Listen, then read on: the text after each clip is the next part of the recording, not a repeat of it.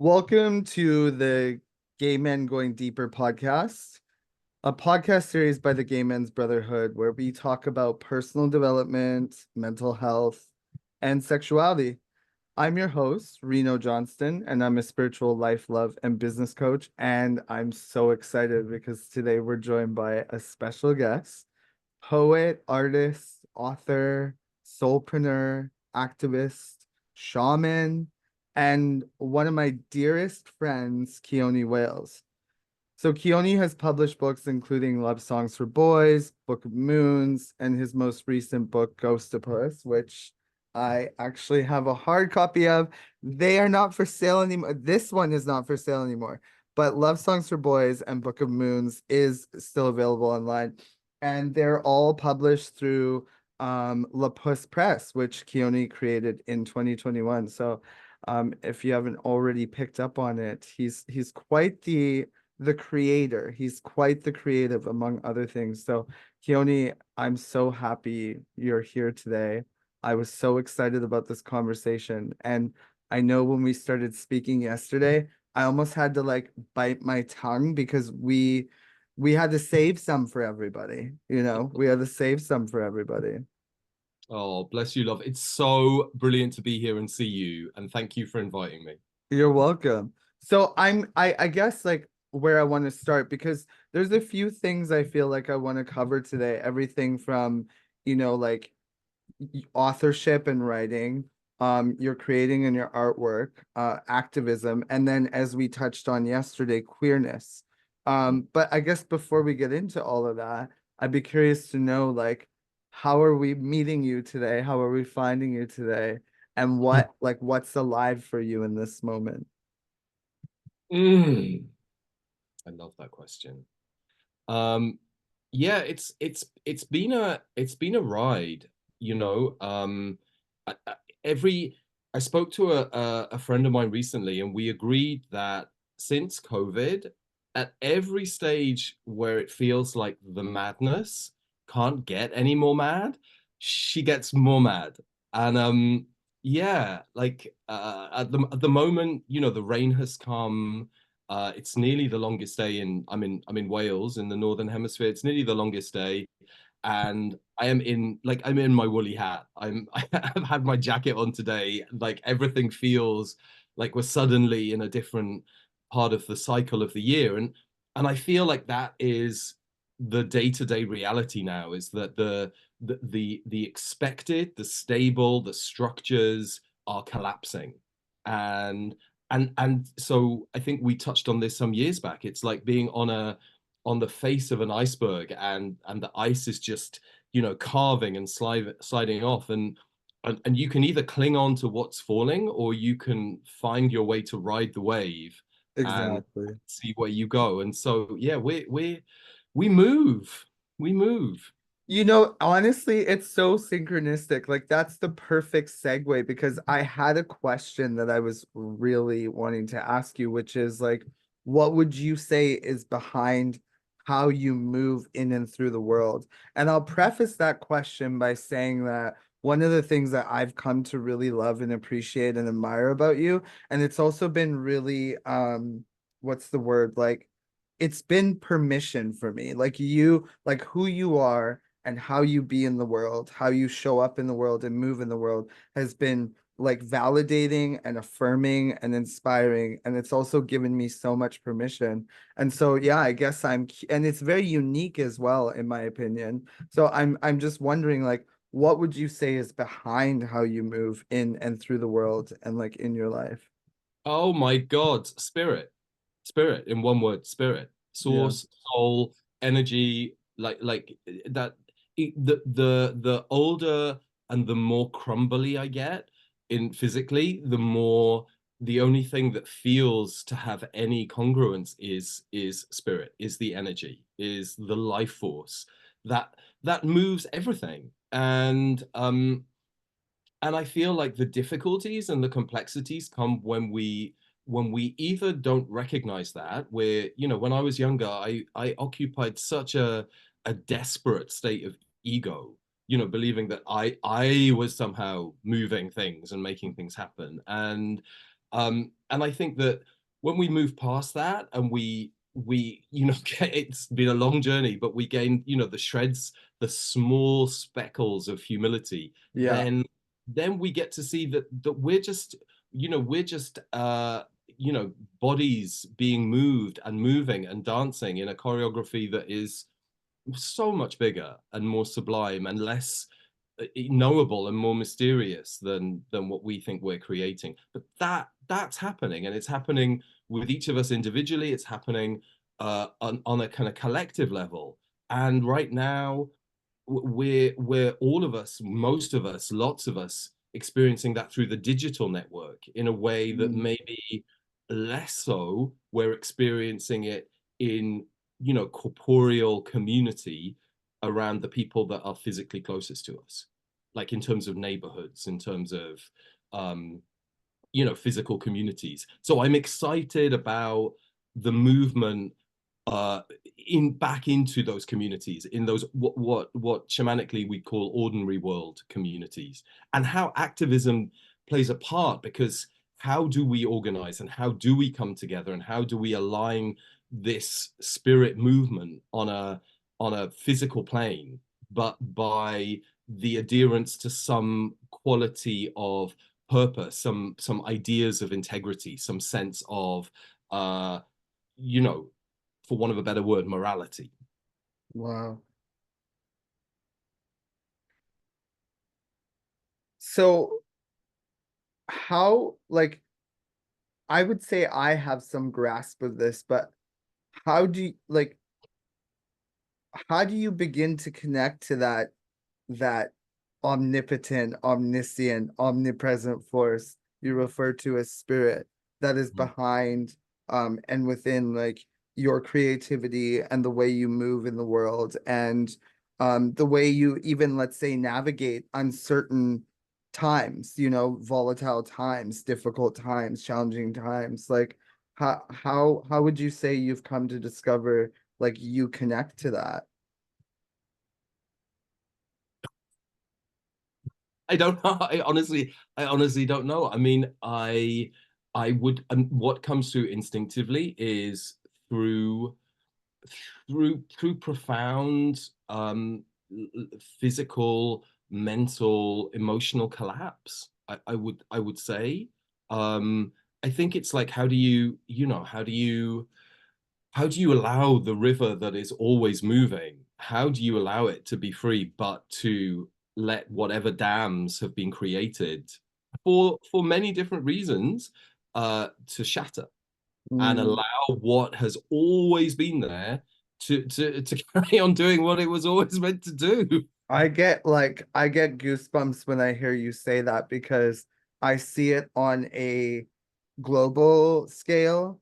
I see it like, we could look at nature, Mm-hmm. like literally. So we could take it literally and sort of look at nature and the little dams we see in like streams and rivers and things like that. But then also there's like, and because it's all one, and I know you get this, it's like we can look at like the human and soul and spiritual structure and notice how it exists there, right? It's like what Rumi the poet, I think he says something along the lines of, do not seek for love, but instead seek for the barriers you have created to experiencing the love that is already there, the spirit that is already there. So I love that. And I feel like a big part of the work that we do through, let's say, the podcast and the personal development stuff, the work that you do through your art and your activism and the care that you provide to the clients that you work with and such, like is such a big part of alchemizing or dissolving those barriers, right? And of Yeah. course it makes sense that we would cling and grasp to them, Mm. especially if we think that that's who we are and Yeah. that's what makes all of this work, when in fact, clearly that's incorrect. Yeah. And it's funny because, like, so the first book I wrote under my old name, my birth name, was about patriarchy, was about this 5,000 year age. And it is I think it's definitely been something that maybe in many lifetimes I've kind of wrestled with and gone, what are you doing? This is insane. This is so unhelpful. But it's like when you go before patriarchy, when you look at cultures before the kind of what I think of as the kind of the contagion of patriarchy arrives, what you find is nomadism. You find people flowing, you find people Mm. moving, you find people moving with the seasons, you find people moving with, with the animals, with the crops, with the journey. And it's only when patriarchy comes and feels like it needs to kind of like fence off and order and control and contain, that we start getting all these walls. We start getting, these physical manifestations of block. And we also start to get this idea that it's unsafe. It's unsafe out there, Mm. and the only safe thing is within these walls.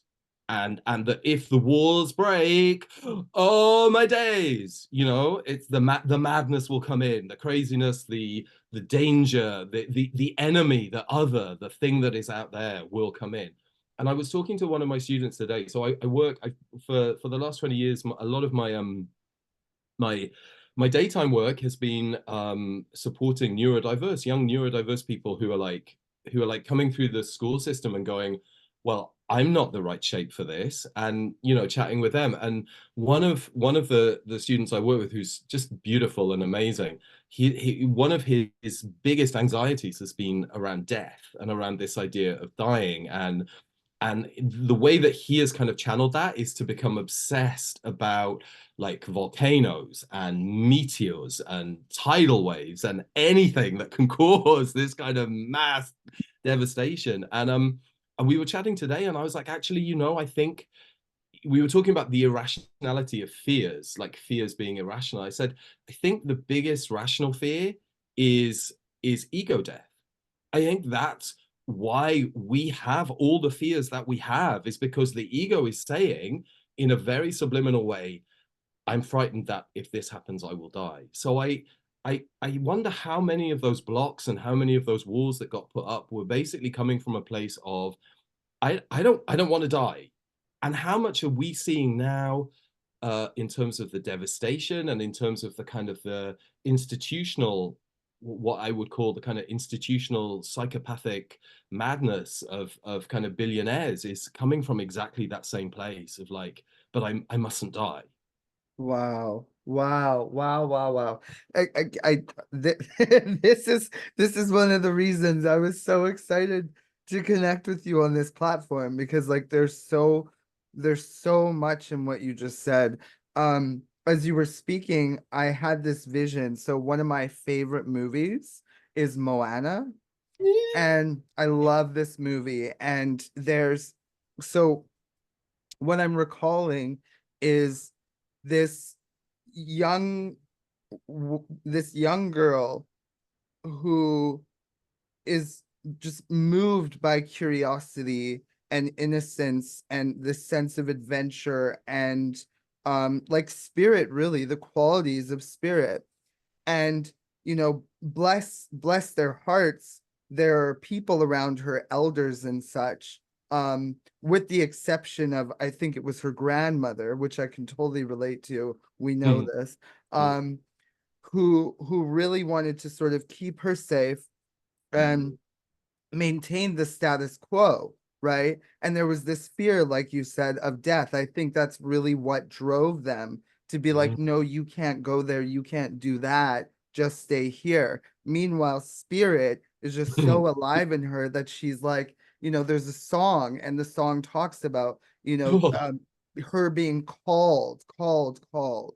And so finally, of sticks and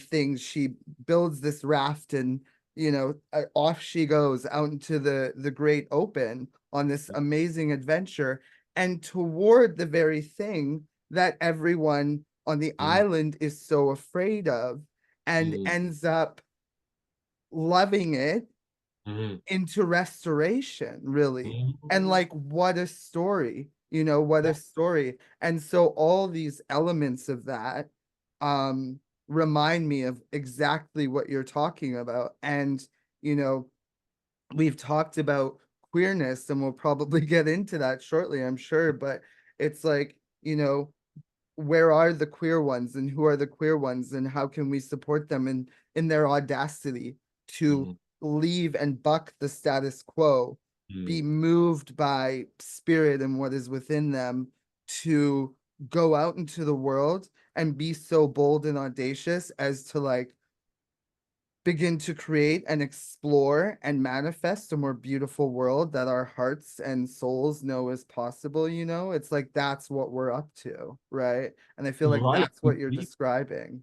Yeah, and I love Moana too. The first time I saw it at the cinema in Abertavy in West Wales, as soon as the music started, I was in tears. I was in tears all the way through. But the thing is, yes, I mean the restriction on Moana from her dad is coming from loss. It's coming from him having lost his friend to the ocean and becoming almost petrified. That definition of extreme fear being like turning to stone, becoming fixed, becoming immoved. And yet Shimana has to go because otherwise everywhere will die. She knows that journey is, to reclaim, the heart of Tafiti and to restore love. So yes, what you called the audacity, that's so beautiful.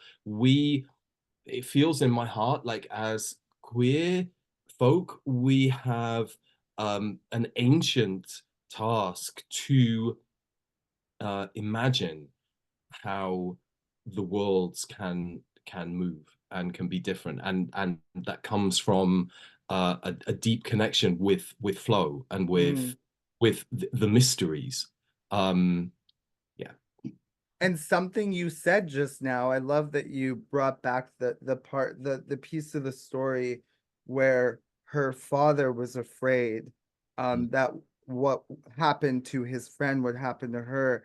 And mm, I think there's two ways of looking at that, right? Which is to look at it as a fear of death to the ocean, right? mm, And like what a metaphor, because mm, what is it? Again, it might be Rumi, I'm not even sure, but it's like we are a drop of water in the ocean. And mm, so, you could say, oh, he died to the ocean, and that could be a sort of negatively viewed thing. Or it's mm, like, oh wow, he died to the ocean, meaning mm. he became one with that which he is. He became the ocean, a place which he loved, right? And so Mm. it's like there it is. There it Yeah, is. yeah, yeah. And how many of what has been invented, how much of what, stands as a testimony to this age has come from that place of feeling frightened of returning to the ocean, of rejoining the ocean. And that it's one of the sadnesses, isn't it? Because the Hippocratic Oath in terms of Western medicine is all about, do no harm. And so, here we have this culture where the responsibility of doctors and caregivers and health workers is to try and ensure that humans stay alive as long as possible. And yet, at exactly the same time as the emphasis is placed on that, the destruction that is going on to the world and to other life forms is kind of spiraling.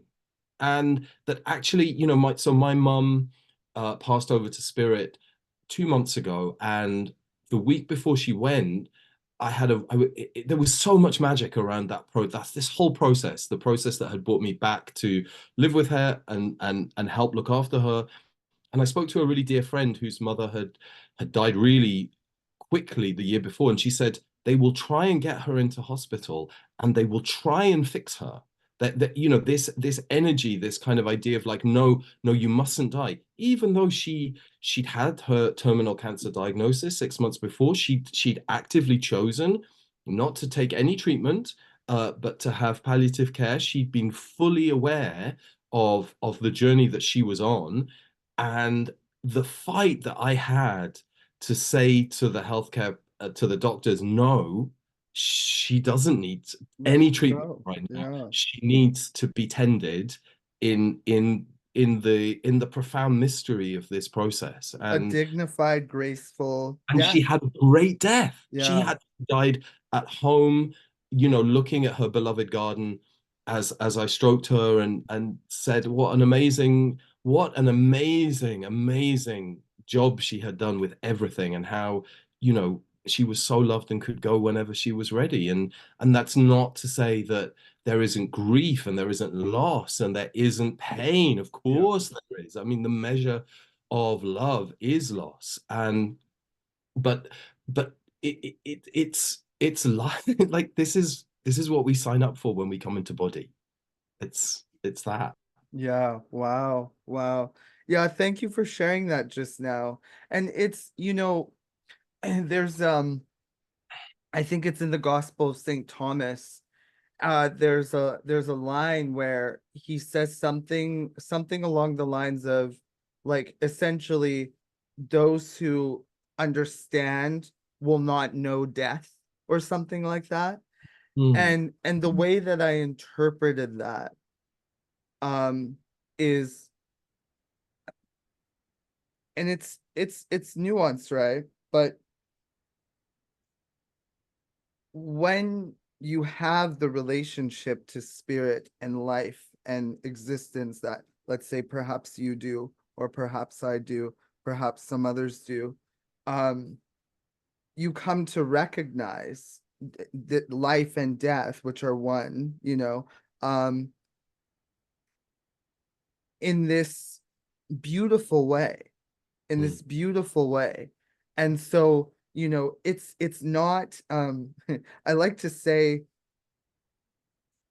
spiritual awareness and understanding does not somehow, I think absolve is the word, absolve you from the human experience. Like, sure as mm, you are existing in this body and on this earth, you're still gonna feel there, you're mm, still gonna think, there's still gonna be grief, you're still gonna, all of mm, that still happens. It's not like, mm, oh, I'm spiritually aware and therefore I don't feel and I don't think and I'm not mm, here. It's like, no, mm, you are still. mm, And also the grace with which you are able to navigate all of this and hold all of this, death and all, death, life, and all. Um, it becomes greater as a result. And like, you to me are such a beautiful example of that, because I know you grieved, and mm, and simultaneously what I witnessed in you was this beautiful grace mm, and humanity. mm, And I mean, what do I want to say here? Like, it's almost like you navigated it with the same sort of poetic orientation that you do everything else, like, it was just so poetic. Yeah. Thank you, love. Yeah, I mean, thank you. Thank you. Mhm. I mean, I was called back here. It was a really clear calling when the time came. Um, spirit was really clear, and when I say spirit was really clear, I don't mean to say that some white man on a beard Yeah. suddenly appeared on a cloud and when you must go. What I mean is that, like, my cat vanished, my van broke down, I got COVID, like all Mm. of these things happened that just, I mean, the loss of my cat was definitely the biggest. And my cat had walked away from my mum's house where, she'd been staying while I went to volunteer for a few days at a festival. And so it was like, of course I'm going to come back here, like I have to find my cat. And and it was that process that helped me really see where my mum was at, and actually see that, no, she needed more help, and that actually this was the time, and that okay, let's be here now for as long as it takes. And I was really blessed that the call, when it came at a time when she was still really, really Kate, she could still drive. She was still, able to go and see her friends. She was still able to go to the shops. We together were able to make what ended up being, her last trip away, to again to West Wales, and that was so there was so much lightness and fun and humor, and there was so much healing for both of us in terms of this relationship.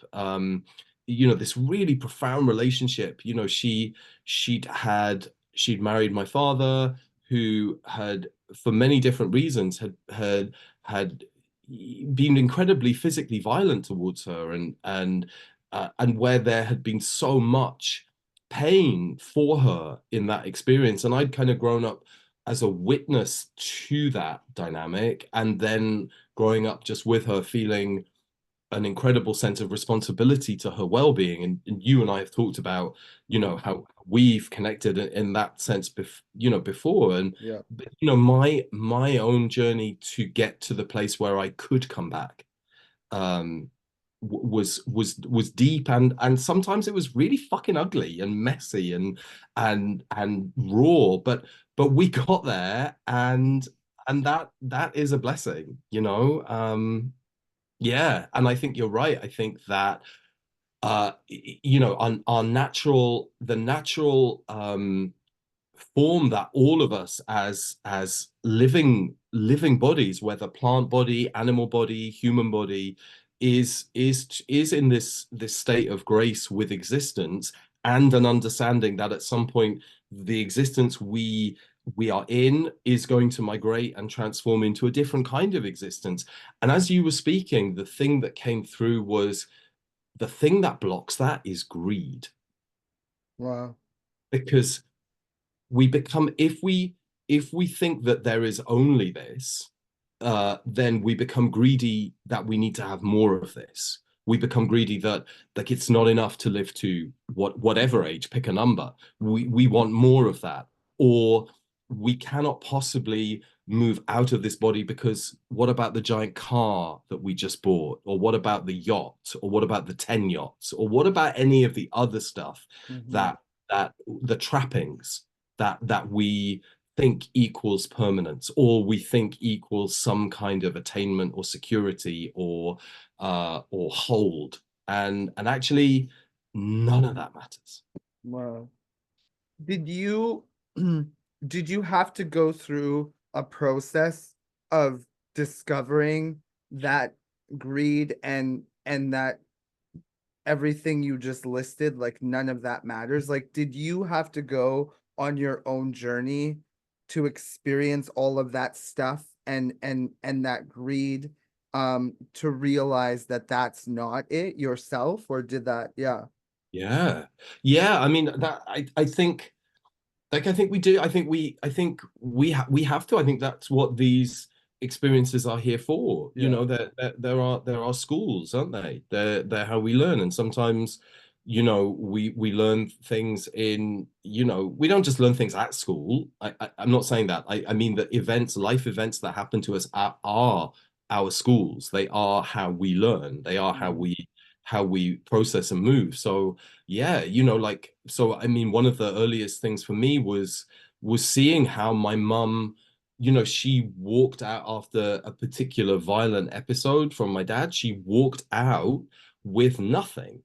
And I think as a 6-year-old kid, like, that sense of the triumph of being able to go, well, what the fuck matters here, like, is it these candlesticks? Is it this house? Is it any of that?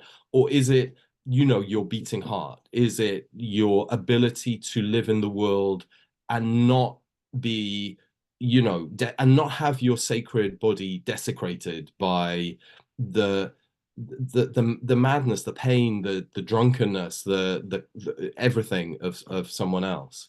Wow. Um, so that was a big first one. But yeah, I mean that, there have been countless other times, like countless. And I still, I have strong magpie energy. I mean, I walk down the street and see something shiny and I want to pick it up. And Of course. I get You right. are shiny. no, and I'm like, oh, but I need another scarf. I need Yeah. another floaty thing that I can float in. I can feel that, I can recognize that in myself, but none of it matters, and actually my journey through life has been, I feel like it's been this process of kind of inhalation and exhalation. So you kind of, you arrive at a place and then you start kind of going, oh, I want to fill it with, I want to fill it with crap and, like tables and chairs and all the rest of it. And then, spirit moves you and the flow moves you on. And then it's like, oh, I let all of this go. And so you kind of dance with that. And one of my dear artist friends, I remember going into her, she took me into her bedroom and she had one of those old printers trays that like would like hold the letters, and each hole, each kind of space was occupied by some tiny thing that had some really important meaning for her, and there was something about that experience that helped me see that actually, if you're going to carry anything with you in your bag, and that has an emotional energy attached to a loved one or a family member, or something, a pros, then it might as well be as small as possible so that it doesn't weigh you down. Yeah. Yeah. I fully understand this. It's funny. And I actually I want to ask you a question about um I guess the process of arriving at that place, and also some pieces around like queerness and spiritual awakening. What I wanted to say though before that was I so connect to what you're saying here because I can remember probably right around the time I was beginning my own spiritual awakening, my grandmother, so my grandfather had passed away and then my grandmother passed shortly after, as you know. And we she went so gracefully. It was really something. Like she even waited until I got there. And she wasn't how do you say, like she couldn't speak, her eyes were closed, etc. But I got a call, and and they said like she's there. She's waiting for you. They knew because grandma and I were like thick as thieves. And it was so beautiful, because she waited. And then she knew she could go and she went right after I left. That was wild. It's like if that doesn't make you think there's more going on here, I don't know what does. And so in that time frame, I I remember my grandpa had left me his car and there was some furniture and there was some money. And gosh, I got to be honest, I couldn't get rid of that stuff quick enough because I was in this process and I didn't want anything that would weigh me down or interfere with me being moved by spirit. Now, I say it that way now. I didn't have that language for it back then. I Sure. just knew that what made sense to me and what occurred to me Mm. was to travel light, like to Yeah, let go of as much as I could yeah, because something was happening and it had me here, there, and everywhere. yeah. And it was, yeah, it was incredible. But this was sort of within this whole like spiritual awakening, if you will. And also not too long after I had come out as well, Mm. and so I'm curious as I say all of that, like for you, do you recall when you began to recognize that there was more going on here, that whole spiritual awakening piece, and then also the piece around like your queerness and your gayness, like do Mm. you recall? Oh, I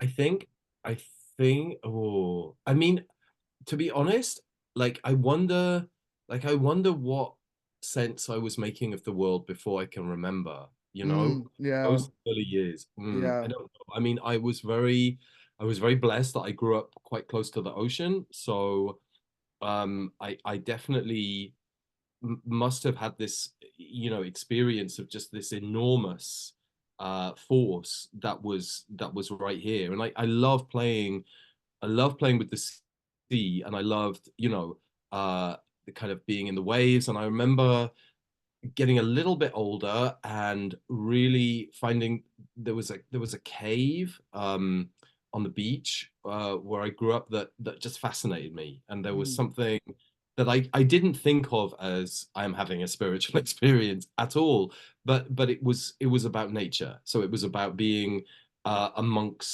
it was being in the world. It was being amongst these and the moving world, the living world. This idea that I could walk through the cave at one point, and there would be these rock pools and these beautiful, unknowable creatures that were kind of waving and moving and darting. And then, almost just minutes later, suddenly the water would be there, and suddenly the landscape would be transformed, and suddenly I wouldn't be able to do this, and it was a whole other thing, and suddenly like actually the beach would be cut off, and how would I get back? And so I definitely feel like that's what I feel in my heart as a wee one, was the kind of the sense that I had um of a kind of force beyond me that shaped my understanding of the world, and not just mine, like a wider force. My my queerness, I remember feeling I think as a kid I was so drawn to the world of women, like Mm. Mm. as a place that made sense to me Yeah. in a way that I didn't, I've seen friends of mine now who have kids who are now kind of going to university age, but I remember seeing them when they first came into the world, and a young boy who almost immediately was like, give me the guns, give me the cars, give me these toys, these are what I want to play with. And I mean, that was so, they were nowhere for me. For me, I would be like, I was completely obsessed about cleaning products, like under the sink. Like, I don't know whether it was the kind of the aesthetic of these kind of like 1970s labels and colors. Tights, like the fabric of tights was incredible. Like I was Mm. like, what is this? Supercharged thing. I remember my auntie would like rub balloons between her thighs, and then they would stick to the ceiling. I was like, wow, Yeah. this is witchcraft. And but I think as I grew up, how that made sense to me was I felt more of a sexual attraction to boys, because I didn't feel like I really understood what a boy was. Like I didn't feel like I was a boy. I didn't feel like that was a world that made sense to me, Yeah. and the men around. So I'd look at my father, after my mum and he separated, I'd think of him and the violence, and I'd be like, well, I that is not something that I want. Like I don't want to be that. um and I would look at my auntie's husband, who was not violent at all, and was an older guy, very God-fearing, and loved tomatoes. But like Saturday would come, and the choice would be, do you want to sit down and watch the boxing with uncle, or do you want to go into Marxies with auntie and shop? And I was like, I want to go shopping. It's just like at That's every nice. moment the choice would be presented between what we could call now, the male and the female, or the masculine and the feminine. I'd be like, I am straight away there. I want to dress. I want to put on these clothes. I want to feel what the makeup feels like. I want to have this. I am here to have this experience of the world, and there was no problem with that there was Yeah. until there was a time when boys were not, you were not allowed to do that anymore. And that, I think that was then when I began to have an experience of shame, and then shame myself with this. um yeah. And that's when a kind of desire for the male, or a kind of a sense of kind of attraction to the other, which for me was the world of the boy, the young boy, that then had this kind of weird twist, because I was in a state of shame for myself. So these boys then represented something non-shameful that, and then you get into something that would grow, and become kind of more about domination and submission and things that I actually don't really need to be part of that. They don't. Mm, And in many ways you can go, well, actually, why does the feminine need to be subjugated? Why does the female need to be looked at with horror and hostility? Because that's ultimately what was being broadcast. wow. How do you personally define queerness, I suppose? And like, what is, I guess for you, what is I mean, the answer might be obvious, but what is the distinction between, between like being gay, which Mm, I believe you are, I'm not sure, but also at being queer, you know? mm. Yeah. Yeah, it's really that's been really alive more recently for me than Yeah. ever, because I don't particularly feel that gay anymore. Yeah, Like right. Yeah. I I found myself presenting more fully as myself without shame Yeah. in gay world, and a lot of gay society just kind of going, no, we don't want you here. Yeah. You are not part of the masculine that we are eroticizing and elevating and Totally. and fetishizing. Like, what is this? And I think it's more confusing because I'm not trying to pass as female. So Mhm. it's not like, it's almost like the world of current, I mean, however one looks at Grinder as a kind of as a benchmark, or as a kind of, litmus test for where Yeah. gay society is at the moment. It's fine to be feminine in Grinderland if you look like you could be a woman, and if you adopt the position, meaning if you are submissive to some, big male. But as soon as you move into the world with both and kind of going, okay, I'm gonna come in all of this, then that's when I think the gay paradigm kind of doesn't quite know where you go. And that's when I feel queer. That is more for me a template of queerness. And then I find myself looking at other people and going, oh yeah, you're right, you've got the queerness thing going on. And I find myself gravitating almost unspokenly to people that are, however they define it, they're walking a path that is very much between worlds. I one of my first explicit counters, and I say explicit because I know that queerness was existing around me and within me long before this, but during the pandemic, I had followed Spirit to the West Coast, and you and I had met in this beautifully synchronistic way, and here we are. The rest is history. And I'm gonna say that was probably one of my first encounters with what I would regard as a community well, certainly before that, now that I'm thinking about it, but that moment, that experience, our hot seat community during the pandemic, it felt very queer to me. And and I remember feeling so at home in that space, like, oh, these people, these people and everything that is going on here just is like it works. It works so well, even in its like, as even in its kind of messiness, there was a beautiful sort of messiness and chaos about it. But but it just worked so well, and I remember feeling so at home in that space, and in meeting you as well. I was just like, oh my gosh, I feel like I've encountered a soulmate, Yeah, yeah, that's totally. really how it felt.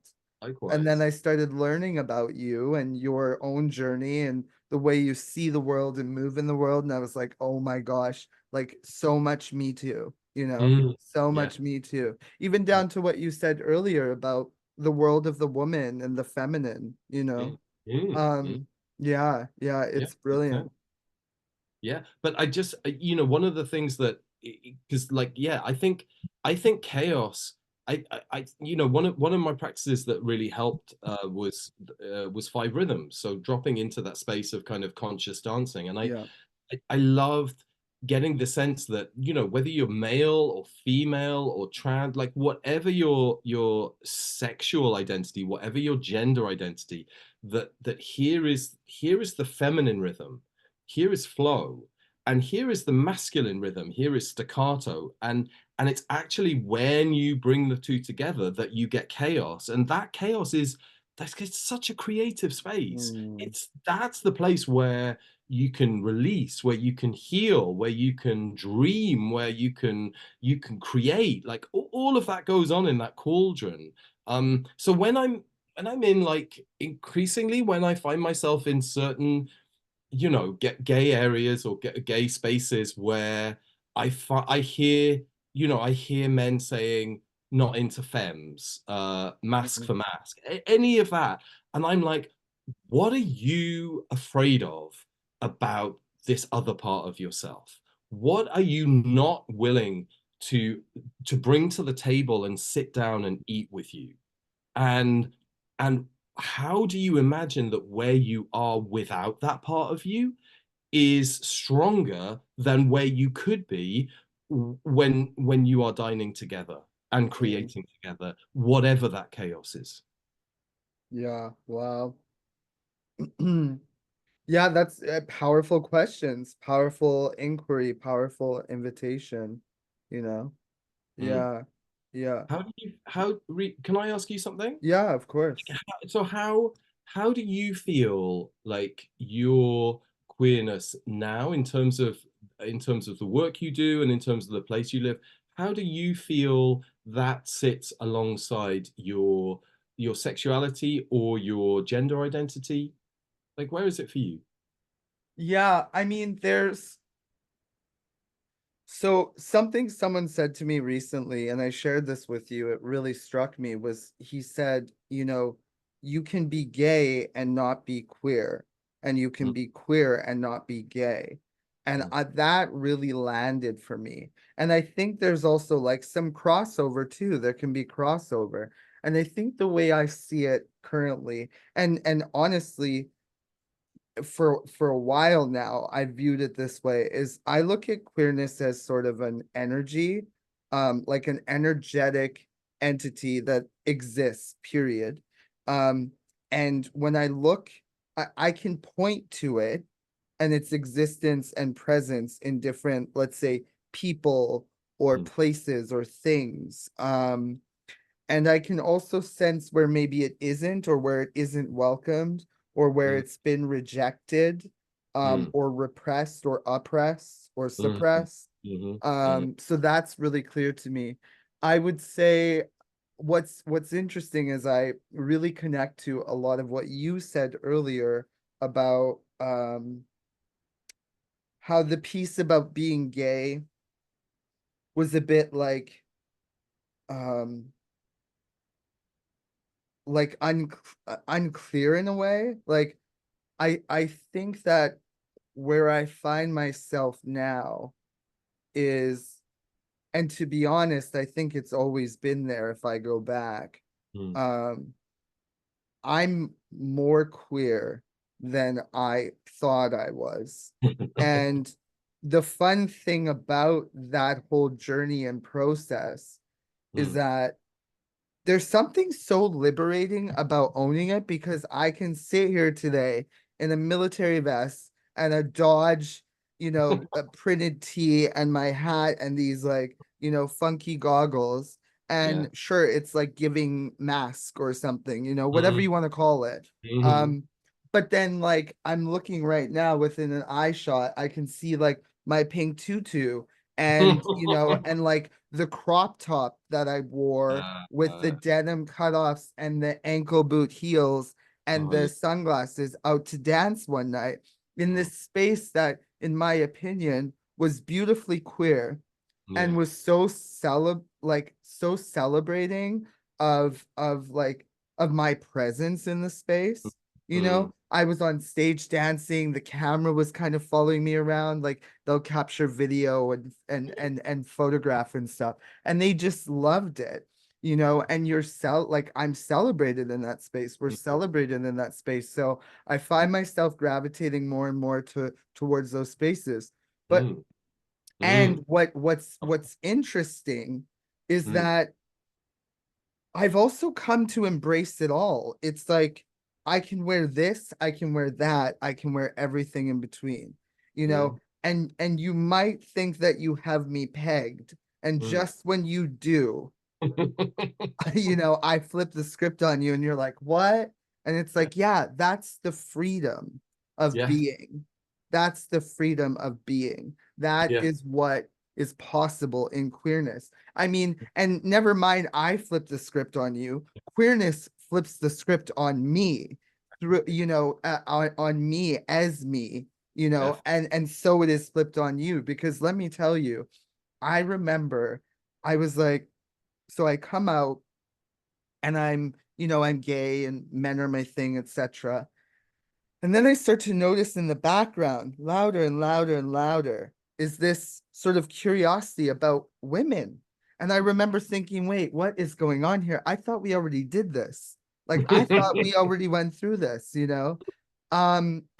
And so then I began opening and exploring that curiosity. And so what's beautiful is where you find me today is I'm just this like there's this openness, you know. I think this spirited way of living that you described at the beginning of the conversation, and you know, this spirited orientation and queerness are kind of like hand in hand.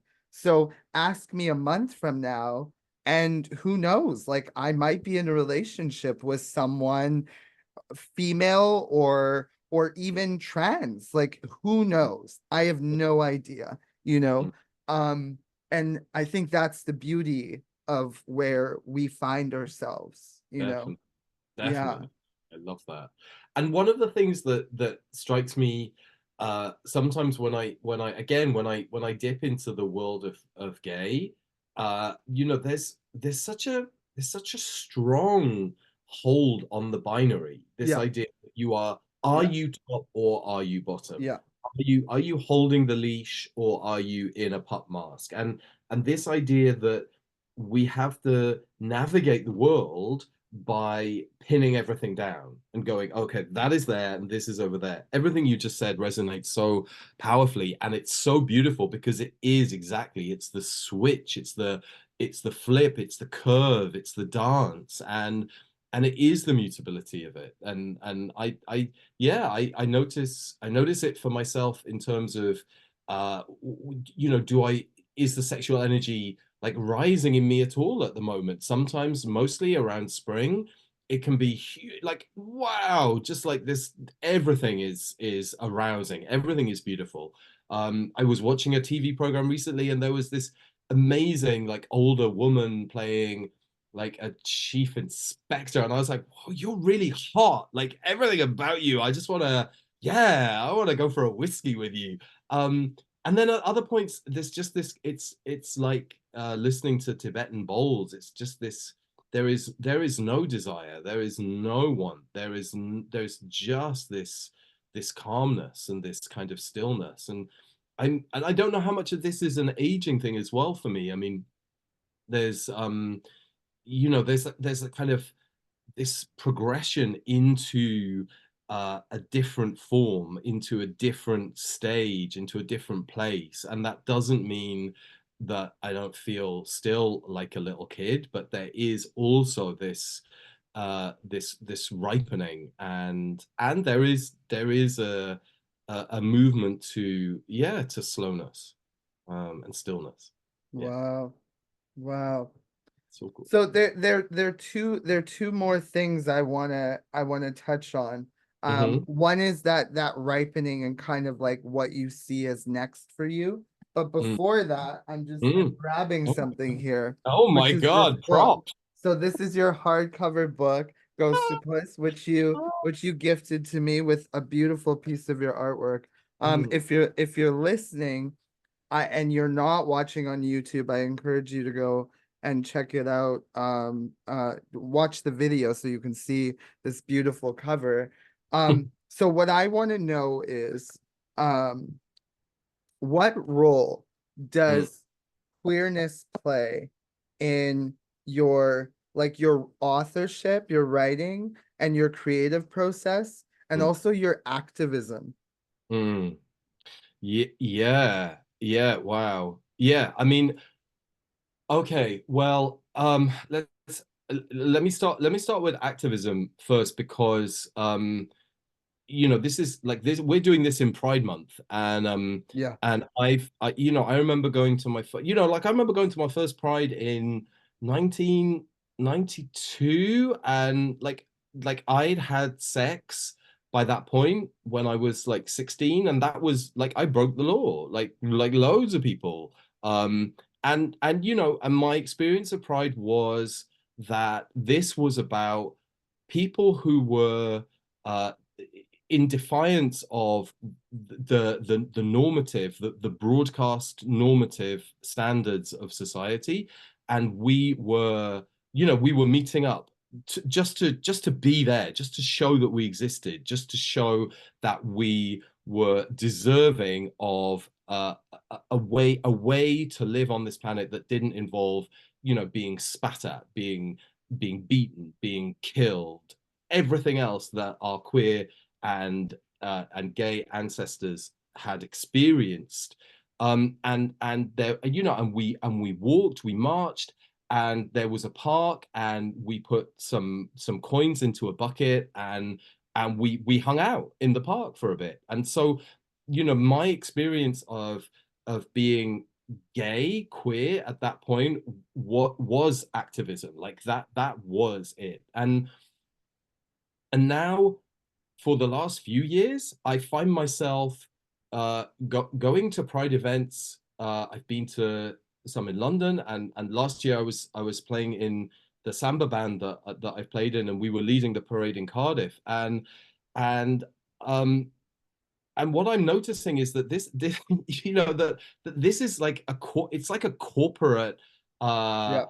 Oh, Yep. like fly past. I Yep. mean, here are the giant supermarkets, here are the giant banks, here are the giant corporations, and there is something for me this year in particular with what has happened in Palestine, the opening that we have been gifted to Hmm. see what has happened in terms of the settler colonial project of Zionism, and how that project goes back hundreds of years, how it has affected countless indigenous societies across the world, how it affected Turtle Island when the white settlers, how it's the same process.